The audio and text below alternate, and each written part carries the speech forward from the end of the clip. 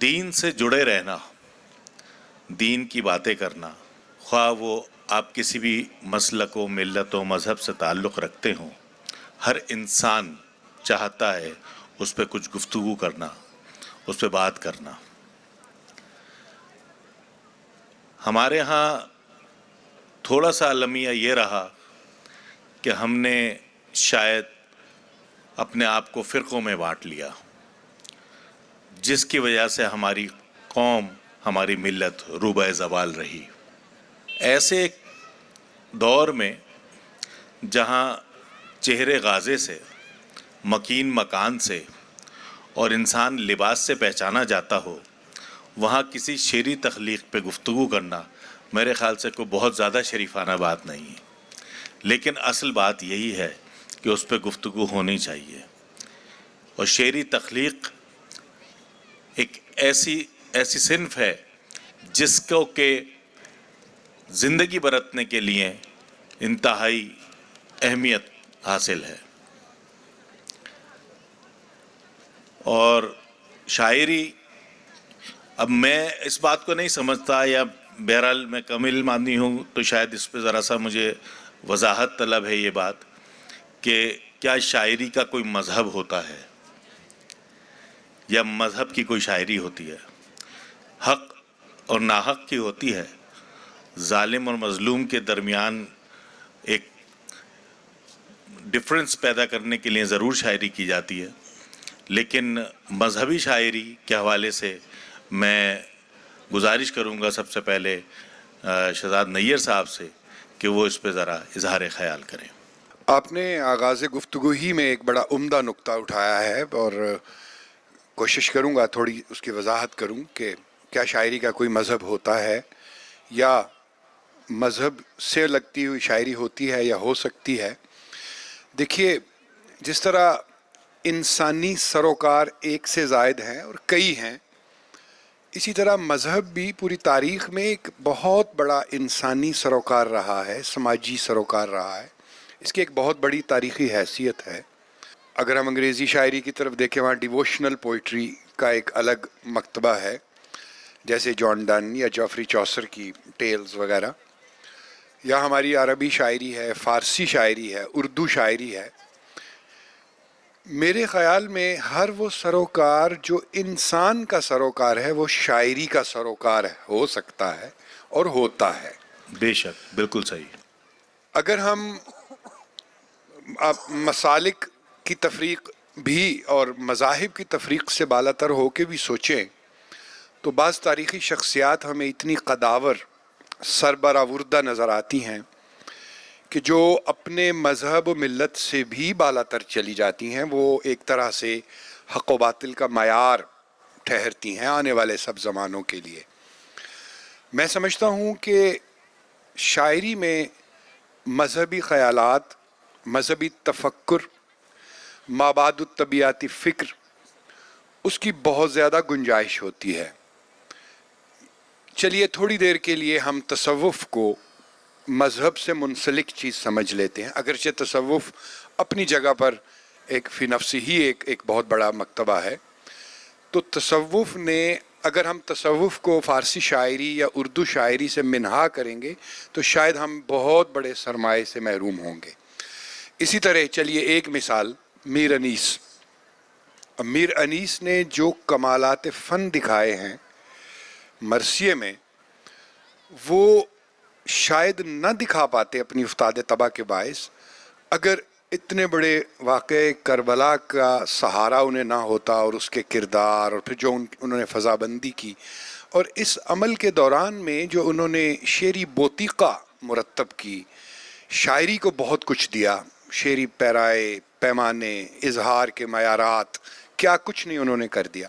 تو میں ذاتی طور پہ سمجھتا ہوں، اچھا علامہ اقبال کی ہمارے پاس بہت بڑی مثال موجود ہے، جن کے پیچھے پوری کی پوری ایک اسلامی فکر کی ایک بہت بڑی طاقت موجود ہے۔ ذاتی طور پر میں یہ سمجھتا ہوں کہ اگر شاعر اپنی شاعری میں عالمگیریت، ایک یونیورسل اپیل لانا چاہے تو چاہے وہ مذہبی فکر سے استفادہ کرے، متصوفانہ فکر سے استفادہ کرے، فلسفے اور نفسیات سے استفادہ کرے، یا پھر وہ جسے ہم اعتقاد کے بالمقابل کہتے ہیں خرد افروزی، تعقل پسندی. اگر تعقل پر بھی استفادہ کرے تو وہ بات بڑی کر سکتا ہے. چونکہ شاعری ایک روایت بھی ہوتی ہے، شاعری تہذیب سے وابستہ بھی ہوتی ہے، شاعری تاریخ اور ماضی کے جو واقعات ہیں ان سے بھی وابستہ ہوتی ہے. اس لیے میں نہیں سمجھتا کہ ہم شاعری کو مذہبی روایت سے جدا کر سکتے ہیں یا ہمیں کرنا چاہیے، اس کی کوئی ضرورت نہیں ہے. اور جہاں تک افتخار عارف صاحب کی مذہبی شاعری کا تعلق ہے، وہ اپنی اصل میں، اپنی بنت میں، اپنی فکر میں اتنی کشادگی اور اتنا پھیلاؤ رکھتی ہے کہ بڑے بڑے انسانی معیارات برآمد ہوتے ہیں ان کی شاعری سے، ان کی نظم سے. میں شکیل صاحب سے ابھی تذکرہ کر رہا تھا جو حضرت ابو ذر غفاری پر نظم لکھی ہے محترم افتخار عارف نے. بھئی کیا اس کا پھیلاؤ ہے، کیا اس کے اندر کس درجہ گہرائی ہے. تو جو شخصیات قطع نظر مذہب و ملت کے، جو شخصیات تاریخ میں انسانوں کے ایک بہت بڑے طبقہ فکر کو متاثر کر چکی ہیں، ان کو یاد کرنا، ان کی زندگیوں سے نور حاصل کرنا، ضیاء حاصل کرنا، اور انہوں نے جس طریقے سے اپنی زندگی کے معیارات متعین کیے، مرتب کیے، ان سے آنے والی نسلوں کو روشناس کرانے کے لیے شاید ہی شاعری سے بہتر کوئی پلیٹ فارم ہو. لہٰذا ہماری اردو شاعری میں کربلا کا استعارہ، مدینے کا استعارہ، حضور پاک صلی اللہ علیہ وسلم کی مدح و ستائش نعت کی شکل میں، یا کربلا کے واقعے پر مراثی کی شکل میں اتنا بڑا ذخیرہ موجود ہے. اور اس سے ہر زمانے نے رشتوں کی پہچان، مشکل وقت میں ثابت قدمی کا سبق، اور یہ سارے انسانی اوصاف ہیں جو مذہب کے پیرائی میں لا کر. تو آپ کے سوال کا میرے ذہن میں یہ جواب آتا ہے کہ مذہب، تصوف یا مذہبی فکر، اسے شاعری میں لانے کی ایک طویل روایت موجود ہے اور آج کل بھی موجود ہے. اور اس روایت کے موجود ہونے کا بڑا مضبوط جواز ہے، اس لیے کہ مذہب انسانوں کے معاشروں کی میں سمجھتا ہوں ایک قوت محرکہ رہی ہے. تو شاعری میں یہ کیوں نہ ہو. اور اسی طریقے سے افتخار عارف صاحب نے اس قوت کا اس خلاقی سے استعمال کیا کہ اسے آج کے عہد کے انسان کے ساتھ جوڑنے کی سعی کی. وہی کیریکٹرسٹکس ہیں جو ہمیں آج بھی چاہیے. ہمیں ایثار درکار ہے، ہمیں محبت درکار ہے، ہمیں امن درکار ہے، ہمیں استقلال اور ثابت قدمی درکار ہے. اور یہ وہ ساری قدریں ہیں، سارے وہ کیریکٹرسٹکس ہیں جو ہمیں کربلا سے بھی ملتے ہیں، جو ہمیں اسلام سے بھی ملتے ہیں اور دیگر مذاہب. اور اس میں بالکل میں کسی تفریق کا وہ نہیں کر رہا کہ اگر ہم بدھ مت کے ہاں دیکھیں، اچھا ہندو مت کے مہابھارت ساری کی ساری شاعری کی فارم میں ہے، تو دیگر ادبیات عالم میں بھی ایک بڑے فکری محرک کے طور پر اور شعری محرک کے طور پر مذہب اور مذہبی فکر موجود رہی ہے. بے شک بہت اچھی طرح آپ نے اس کو بیان کیا شہزاد نیئر صاحب. ہاں بالکل آپ کی بات میں اس سے اتفاق کرتا ہوں کہ یہ میان حق و باطل جو کام کیا جا رہا ہے اس کو آپ مذہبی شاعری کہتے ہیں. حسین تم نہیں رہے، تمہارا گھر نہیں رہا، تمہارے بعد لیکن ظالموں کا ڈر نہیں رہا. یقیناً یہ ہر زمانے کا شعر ہے اور ہر زمانے میں ٹریول کرے گا اور آگے جائے گا اور اگلی نسل نو بھی اس سے استفادہ کرے گی. اب اس میں جناب شکیل جاذب صاحب سے میرا سوال یہ ہے کہ افتخار عارف صاحب کی جتنی بھی حق و باطل کے درمیان جو تفریق ہے جو انہوں نے اپنی شاعری، اس میں جو اصل استعارہ ہے وہ کربلا انہوں نے استعمال کیا. آپ کا کیا آپ کے اس میں اظہار خیال آپ کریں گے کہ کربلا کا استعارے کے علاوہ کوئی ایسا تاریخ میں ایسی چیزیں ملتی ہیں، اور افتخار عارف صاحب نے کتنا کچھ اپنی مذہبی شاعری کے بارے میں یا اس مذہب کے بارے میں اس پہ لکھا ہے؟ بسم اللہ الرحمن الرحیم. بہت شکریہ عباس بھائی. آپ بھی افتخار صاحب کے قاری ہیں، میں بھی افتخار صاحب کو پڑھتا رہتا ہوں، اور نہ صرف یہ کہ ہم نے انہیں پڑھا ہے بلکہ ہم نے ان سے بہت کچھ سیکھا بھی ہے. یقیناً سیکھ رہے ہیں، بلکہ اللہ کا شکر ہے. کیا مہد افتخار عارف میں موجود. اچھا، اب ایک یہ یہاں ایک اصطلاح बांधी गई कि मजहबी शायरी।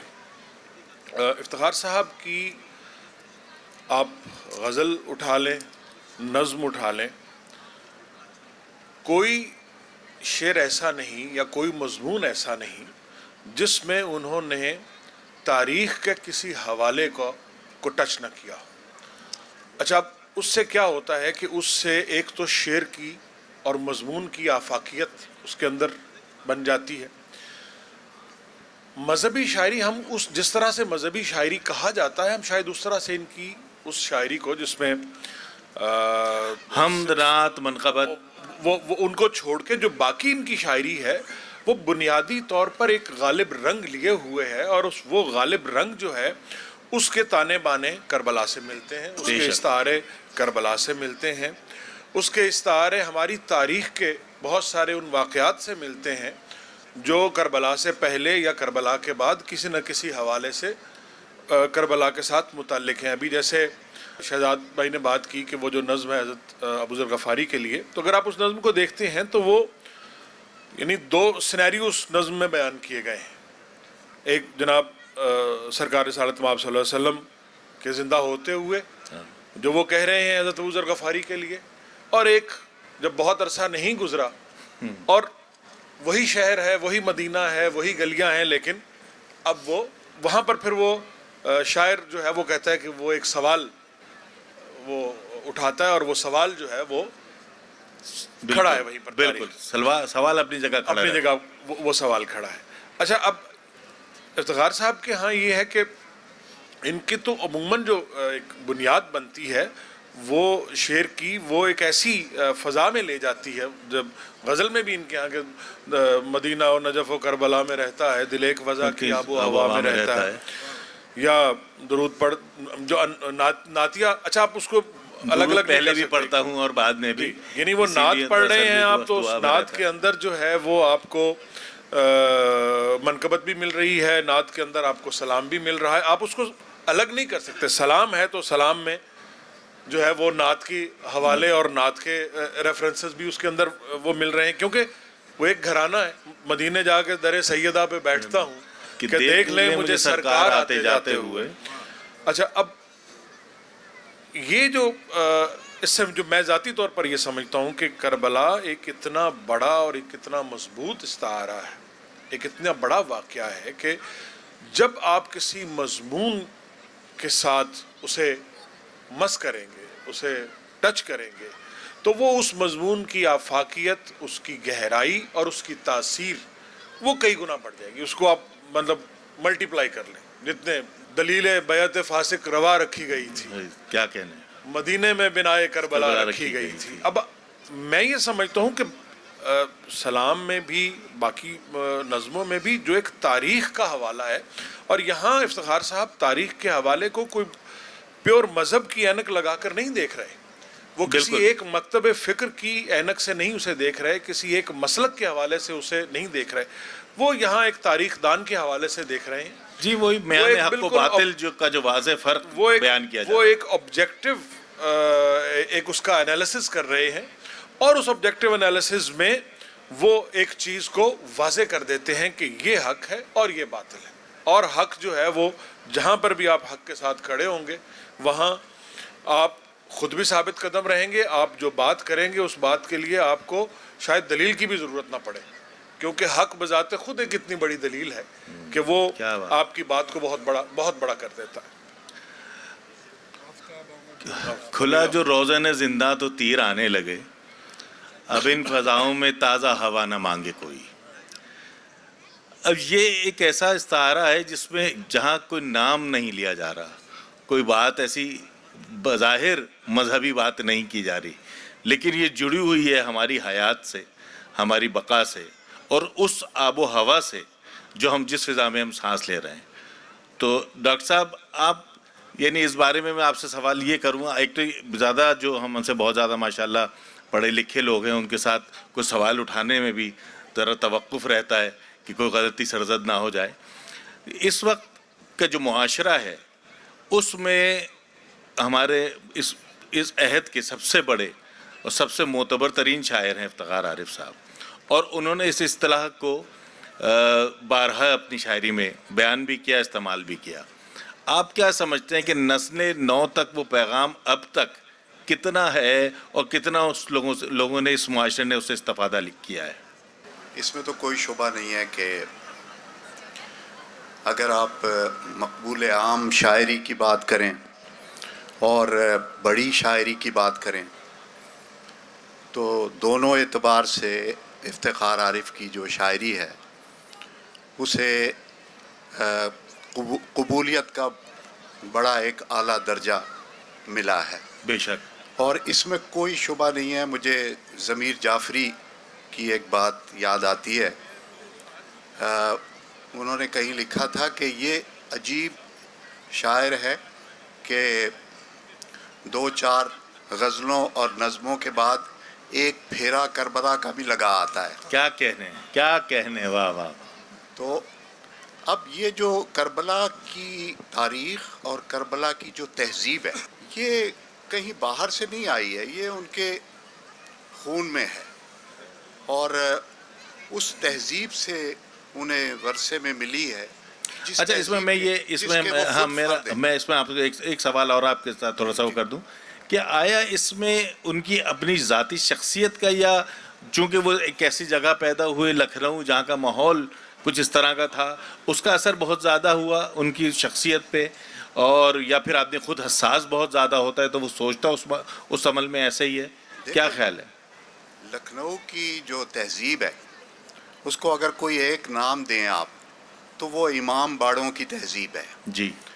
یعنی جتنے امام باڑے، آصف الدولہ کا امام باڑہ، اور تو اس تہذیب میں رہتے ہوئے وہیں ان کا بچپن، لڑکپن اور جوانی اور پھر تعلیم کا زمانہ، لکھنؤ یونیورسٹی، یہ ساری باتیں، تو آپ کیسے بچ کے چل سکتے ہیں بے شک. اس فضا سے، اس ماحول سے، اور اس دور کی جو ایک شعری ایک فضا ہے.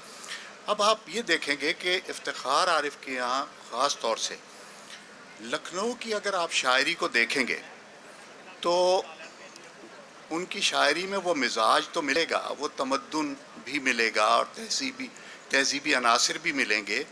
لیکن اگر آپ نے کبھی عزیز لکھنوی کو پڑھا ہو، ثاقب لکھنوی کو پڑھا ہو، آرزو کو پڑھا ہو، یہ جتنے بھی شاعر لکھنؤ کے ہیں ان کی زبان کو اگر آپ دیکھیں تو افتخار عارف ان سے بھی بہت آگے جا چکے ہیں. بالکل. بے شک. بے شک. یعنی لکھنؤ کی زبان کو انہوں نے بہت ترقی یافتہ اور بہت آگے جدید زبان بنایا ہے.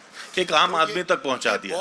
یہ کم بات نہیں ہے. ہم صبح جوش صاحب پہ جو بات کر رہے تھے تو جوش صاحب کو بھی آپ دیکھیں گے کہ ان کا بھی وہ ملیح آباد سے جو تعلق ہے اس کا جو محاورہ ان کی زبان میں آیا ہے اس نے ان کی شاعری کو بدل دیا ہے لکھنؤ کی شاعری سے.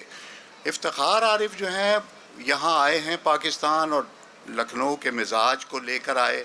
اور ابھی کوئی بات کر رہے تھے ایک صاحب کہ کوئی بھی حوالہ ہو، نہ اسلام آباد، نہ لندن، نہ کراچی، ہمیشہ ان کی ذات کے ساتھ لکھنؤ کا حوالہ آتا ہے. لیکن حقیقت یہ ہے کہ لکھنؤ بہت پیچھے رہ گیا ہے ان کے یہاں.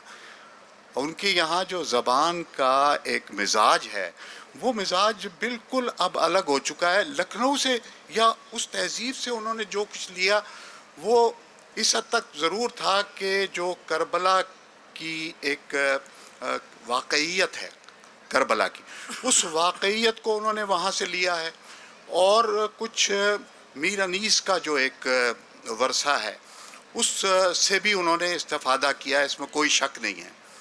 مثلا مجھے میر انیس کا ایک بند یاد آ رہا ہے، وہ میں اس وقت سنا دیتا ہوں آپ کو. ہو گئے سرخ شجاعت سے رخ آل نبی، آئی ٹھنڈی جو ہوا بھول گئے تشنہ لبی. واہ واہ واہ. رن میں کڑکا ہوا بجنے لگے باجے عربی، یکا تازوں میں ہوا شور مبارز طلبی. ایک گھٹا چھا گئی ڈھالوں سے سیاہ کاروں کی، برق ہر صف میں چمکنے لگی تلواروں کی. سبحان اللہ. تو یہ جو ایک فضا تھی آپ یہ دیکھیے کہ میں نے اس لیے یہ سنایا آپ کو کہ یہ ایک واقعہ تو ہے اپنے طور پہ، ایک تاریخی واقعہ ہے، لیکن اس تاریخی واقعے سے ہمارے بہت سے شاعروں نے مزاحمت کا درس بھی لیا ہے. بالکل ہماری جو مزاحمت پوری مزاحمتی شاعری ہے اردو میں، وہ کربلا کے استعارے، کربلا کی لفظیات کے بغیر ممکن ہی نہیں ہے. بے شک مشکیزے سے تیر کا رشتہ بہت پرانا ہے. عارف صاحب. جی تو آپ دیکھیے کہ یہ صبح جو سویرے رن پڑنا ہے ہاں، اور گھمسان کا رن گھمسان راتوں رات چلا چلا جائے جائے جس کو جانا ہے. جانا ہے.